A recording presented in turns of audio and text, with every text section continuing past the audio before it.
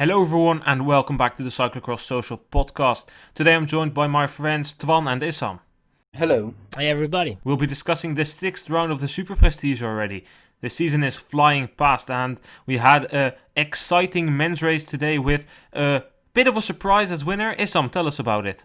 Indeed, a bit of a surprise of a winner. After, of course, the last race we had, we were thinking that it was going to be a potential Iserbeet Van der Poel duel, or maybe with the Twan and Issam coming in the mix. At the start, it was actually Laurens Sveek who had a pretty fast start. Unfortunately for him, he crashed in that first lap, and from that moment, we actually didn't see him at all from that point. And we actually saw a very eager Tom Pidcock in the first lap, already trying to get in the front. He was very quickly at the front, and you know, he was working so hard. He was putting the pace. He was leading the pack most of the time. Didn't look behind, and he actually made a group of three, including him, with Van der Poel and Twan and Issam. Twan and Issam was not really the strongest of the three. I would say that Van der Poel was a little bit the second guy, and Pidcock was a little bit the guy that had the most initiative in that leading group. And for a moment, we were thinking that it was going to be Van der Poel that looked stronger. Twan and Issam showed a little bit. Pidcock showed the most. And Pidcock, in the end, was just way stronger. Van der Poel was put on the pressure in the running phase. He made a little mistake, and from that mistake on, it was 5 seconds. It became 10 seconds. And then we were sure that there was going to be a Brit winning this race. It was going to be Tom Pidcock, who won the 6th manche of the Superprestige in Gavere, with Mathieu van der Poel, 2nd place, and Twan and Issam in 3rd. So as you said, it was Tom Pidcock who took the win here. It's the first time since Stibar became world champion in 2014 that a rider who isn't from the Netherlands or Belgium wins a top tier race. And if you purely look at the three major classifications, World Cup, B-Postbank and Superprestige, it's the first time since Francis Mouret won the World Cup in Namur in 2013 that a rider that isn't from the Netherlands or Belgium wins a cross. Pretty stunning stats, almost 7 years since the last time that happened then. It's really good for the sport, in my opinion, that there's finally someone up there who can challenge, and Pidcock is super talented as well. So I think I'm at least happy to see him win here, and I think the sport can really develop from this point forward. I think there is nobody that didn't like the fact that he won this race, and it's a very good injection for the sport to grow, to become a little bit more open to more than only the Belgium and the Dutch supporters and fans watching. This is very good for also to make the Brits also involved in the sport of cyclocross. It's very good, and it just shows as well that it became a little bit a Dutch-Belgium fest in a way, and that's all good. But I think cyclocross will move even more forward. It is going to be a little bit more with more countries, which we see now, of course, with Great Britain joining, and also the likes of Spain, Czech Republic, and also, for example, at the women's with Hungary. Yeah, I think this is an amazing win for the sport as well. Tom Pidcock, of course, a very talented rider, and we knew this was coming somewhere. Maybe this season already, probably next season, if not this year. And it's just very good to see him be able to actually do it. Had a bit of a slow start, of course, to his season. Really came good yesterday, was already doing a lot better in Boom as well. And today is really a parcours that is for him and where he can really be the best in the world. And that's also partially why I think it's a bit unfortunate that he starts so late, missing out on two courses that would suit him as well, in Beringen and the Koppenberg. Of course, came second behind Iserbeet last year in the Koppenberg. It's an amazing win for the sport, and let's hope we can move forward from this. We'll certainly see a lot more from Pidcock in the future, I hope so. And what does this performance here from Pidcock tell you guys? Do you think he can frequently challenge Van der Poel for victories this season? I think Pidcock has his courses where he really has a great advantage over other people, but I kind of think they're behind us. So there will definitely be crosses where he will be there or thereabouts, but I don't think there will be a cross anymore where he is the very best person. But what courses are you thinking about then? Because I personally think there's still some crosses that wait for him, like Namur and Baal, and I mean, maybe not really Hogerheide, but if it's muddy, I think Pidcock is definitely one of the guys to be there. Even on a flat course like in Dubendorf where he got second, I think if it's muddy, he's definitely up there on any type of course. Yeah, I would agree with that. I forgot about Namur for a second. Definitely also a climbing course, of course. Would be one that I would definitely rate Pidcock down for. And I think he is going to challenge for a lot of podiums this year. But I don't think we're necessarily going to see too many wins.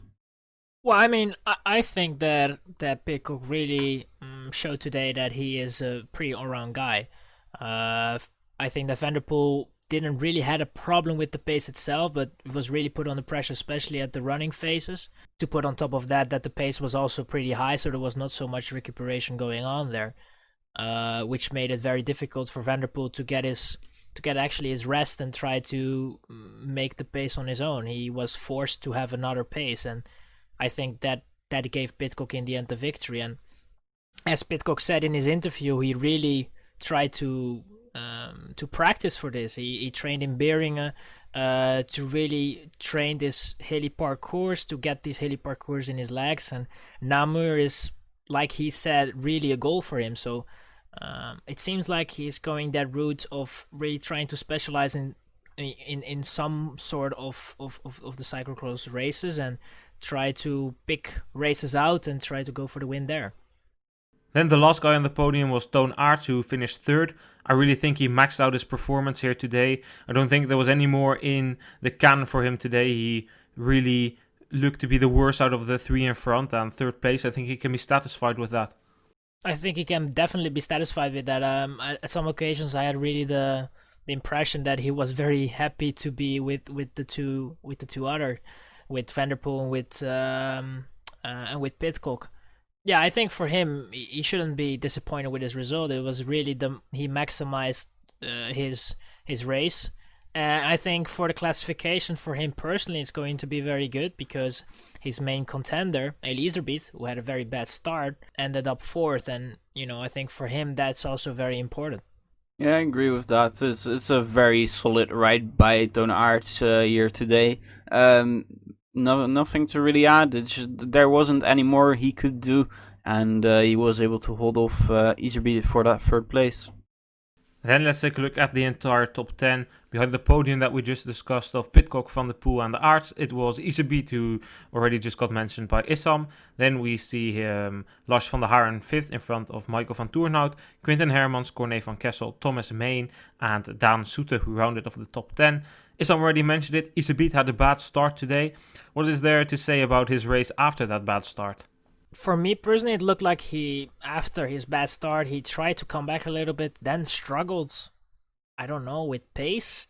It seems like he wasn't really in his rhythm. And then around the mid phase of the race, it seems like he got a little bit of his rhythm back. I think Van Toornhout helped him a little bit with that, and then he just focused on the guys in front of him, with Quinten Hermans, who was in front of him, and then from there on, he tried to, bridge the gap to Twan Aerts. It was actually, I was thinking that he would be able to bridge that gap, but I think in his attempt to do so, he just blew up and wasn't able to, to get closer to Aerts and fight for third place. So then fourth place was the maximum what he could, achieve. The same could be said for his teammate, Michael van Toornhout. The man had a bad start, and he also lost a bit of his momentum that he had in that win streak a couple of weeks ago. What do you think about his race here today, and more maybe his weekend? Because it's definitely not as good as it was 2 weeks ago, Twan. Yeah, some of the confidence seemed to have gone a little bit. Maybe he just really peaked toward those 2 weeks where he was so impressive. we'll find that out basically at the end of the season when we have a full overview of what happened here. Yeah, just rode a very solid race. I had him quite high on my list of where I think they would finish, and 5th, 6th place was somewhere where I had imagined him. Had a bit of a slow start, was a bit worrying, but slowly climbing his way through the field, and that is just, I guess a really good way to spend your power. Another rider in the top 10 is Twan and Mein, the Brit, the compatriot of Tom Pidcock, ending in 9th here. He really loves these climbing courses, as we've seen in Beringen and in the Koppenberg as well. Yes, and he also, he did a very good race, a very smart race in my opinion, and he maximized his results and a very good top 10 for him, boosting his confidence, of course, towards the rest of this very busy weeks ahead. Yeah, I think that's really impressive. Putting in a few very good laps in the end there. Hadn't really seen him all race. Might have been because I might have confused him at some point with Corné van Kessel. And never really see the difference between the two. Usually it's just that Corné is a lot further in front than Mein. But a very solid performance. A strong comeback ride here. And, he is one to watch out for on these climbing courses. Solid top 10 rider. Then the last thing that I want to say about the men's race just came in as we're recording this podcast. The rider of Groep Hens Maas Containers, Vincent Bastaans, has crashed in the race and he has broken one of the columns in his back, and he will probably be out for 6 to 8 weeks. So that looks to be the end of the season for Vincent Bastaans.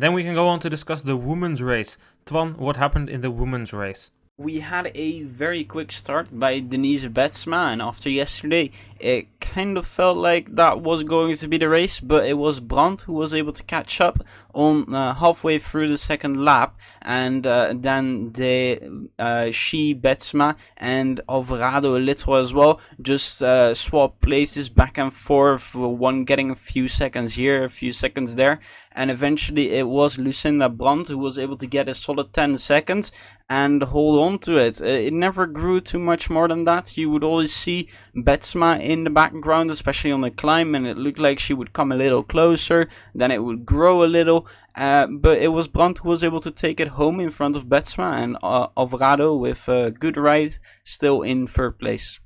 So it was Brand who looks to have restored the order after not winning yesterday.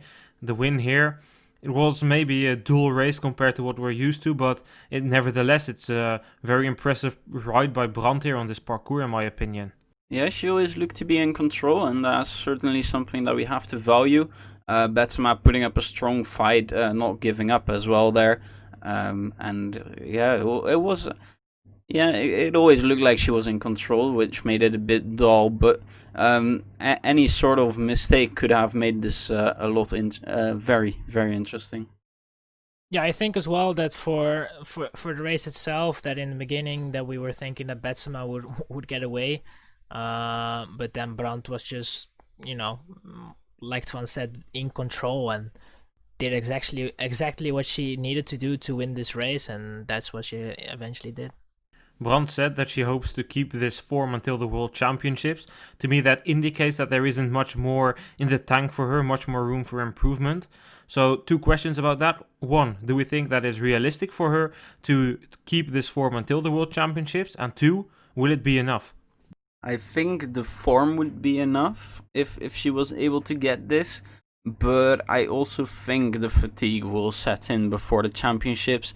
It's going to be a very tough Christmas period, and I think if she wanted to have this sort of form at the World Championship, she would have been on a training camp somewhere this week or last week or even the week before. Yeah, that's true, and I think that that keeping a shape is always very difficult.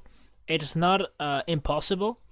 But the problem as well is with the World Championship that there is a lot of sand, and We have seen that there are other ladies that can be very good in the sand. I think Betsema already has the upper hand on Brand in the sand, even though I think that the shape of Betsema is a little bit less than Brand at this point.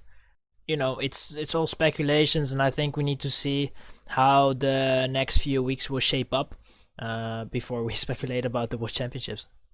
In third place, we find the world champion, Celine del Carmen Alvarado. And for once, I think she can actually be happy with this third place, because she doesn't really like these climbing courses, in my opinion. At least that's what I've seen on the Koppenberg, for example. And I think this third place here shows that it's maybe her form is improving slightly compared to the Koppenberg. Yeah, definitely. I mean, this is really showcasing that she is improving, especially if you take in consideration that this is not really a race she likes a lot, with the climbing and with the mud and very heavy, very hard race, of course. But I think only being 34 seconds behind, it's not that much, and also in the race itself, she looked okay. So I think for her, it's only positive notes she can take from this race and move on to the next race. Yeah, I would agree on that. I hope she takes this performance into consideration when she goes to the Koppenberg, for example, next year.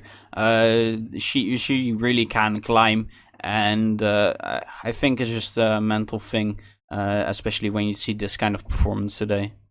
Let's take a look at the entire top 10 then, because there's quite some names that I would like to discuss in this top 10. Behind the top 3 of Brand, Betsema, Alvarado, we find Clara Honsinger in front of Jara Kastelein and Sanne Kant. And then we see Manon Bakker in front of Christine Margerus, Aniek van Alphen and Eva Lechner. And let's start at the first one, Clara Honsinger, 4th place.